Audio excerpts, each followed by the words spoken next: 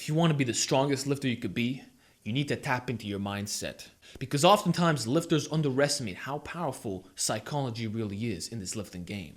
So that's why in this video, I want to give you 3 techniques that I believe is going to make or break you. I think that if you start incorporating this, you're going to see new PRs like this. Your strength is going to blow up and you're going to be amazed. You're going to think that you're on roids when in fact it's just you've upped your game. You've upped your mental game. So let's break this down. So my first tip is that you need to stop lifting the regular weight limits that are set by the 45-pound plates or the 25-pound plates. Here's what I mean. Oftentimes, guys are going to set PRs that are 135, 185, 225, 275, 315, 365, 405, 455, and the list goes on. So they're going to go by these little jumps, and that's going to, they're going to put all their value on these numbers, right? My advice is that you have to stop doing that shit because you're going to be limiting yourself by that little amount. My advice is this: next time you go bench, instead of doing 225 for a max rep PR, right? Do 235 or just 230. It doesn't have to be a big jump. Do 230 or 235 for an AMRAP. Stop lifting regular weights. Stop at the 225, stop at the 185, stop at the 275. Increase it just a little bit so you get your mindset right. Same thing for your deadlifts. If you're going to be trying to pull 6 plates, right, you've already set yourself up to not do more than 6 plates. So instead of going 585, jump that shit to 600 or 595 or 590. This little adjustment is going to make all the difference because right now you are severely limiting yourself by attaching yourself to these classical numbers because who said that this is the rep PR that you got to attack? It's just your ego. I'm telling you, it's your ego because you're used to seeing it. You see the balance, right? You see the 45, and you want to lift that PR. My advice is stop doing that shit. The moment you can get out of it, and you can start mixing in place, like you can even throw in like a 35 and a fucking 15, Once you start mixing it like that, I guarantee you're going to see significant differences in your PRs because you're not going to be chasing the conventional way of doing things. My second tip is to not make the bar look as intimidating so that it doesn't fuck with your head. Here's what I'm talking about, right? If you're going to deadlift 585, you're going to see 6 plates per side. You're going to see 6 45s per side, right? And that can fuck with your head. You might put a lot of value to that number. My advice, once you hit like 4 plates or even 3 plates, just start stacking on a bunch of 25s. Stack a bunch of 25s. And what you'll notice, number one, is it's going to equate to 50 pounds, right? So if you have 50-50, that's 100 pounds compared to 90 with the 45-45. So each time you slap on 25s, you're adding another 10 pounds. So the result is by the time you reach like your supposed 6 plates, you're going to be over 600. But when you look at the bar physically, you see less plates and it's less intimidating. The shit doesn't look as heavy. And for some reason, you end up lifting more weight. I've noticed in myself, sometimes, guys, I have failed a weight, right? And I'll just drop it down to like two plates or some shit. And I just start slapping on 25s. I'll just put 25s. I did that with Zerker deadlifts. It worked wonders. Because at some point, you're looking at the bar. It's like, what the fuck is this? You just see like 2 45s and a bunch of 25s sticking on the side. Trust me, it's less intimidating and it doesn't fuck with your head as much. And I know that Eric Bugenhagen does these too. On the Zerker deadlifts, that's one thing I noticed. I noticed that he would put 2 or 3 plates and a bunch of 25s. I believe it's because of the mindset, because it doesn't look as intimidating. So that's a little trick right there. I recommend you give it a shot. Instead of just putting on 45s all the time, put a few 45s, maybe mix in some 35s, some 10s, some 25s.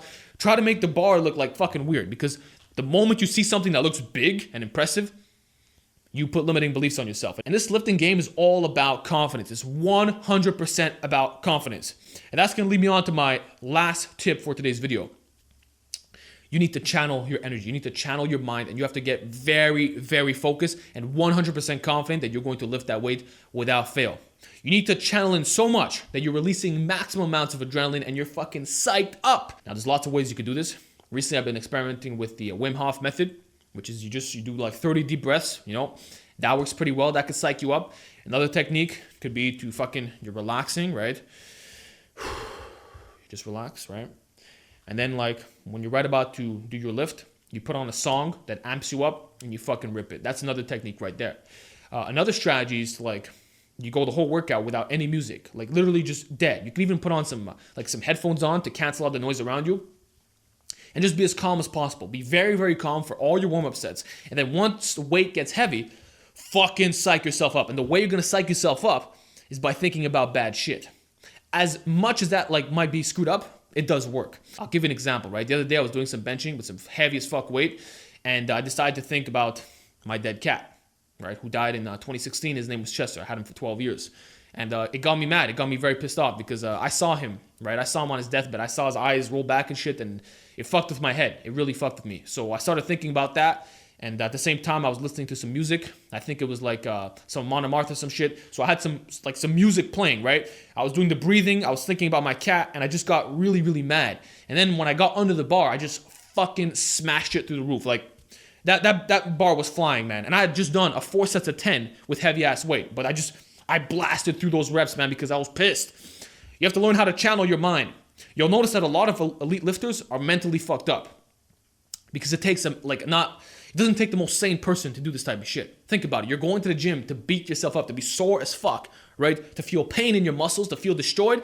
It takes a certain type of character to do that. You know, I know George Lehman talked about this in the past. Why are you going in and trying to lift like 1,000 pounds and shit for reps and you're fucking destroying your body, you know? So I think it takes a certain type of character to do that. The more fucked up your situation is, typically you can actually do some great PRs. And there's some other powerlifters do the same thing. They think about fucked up shit, and then they do the breathing and the music, and that tends to help. But yeah, those are like the number one tips. I would say tip number 1 and tip number 3 are by far the most important. Channeling your energy, you know, syncing it with the music, thinking, and really like focusing on that weight with 100% confidence, because that's all it is.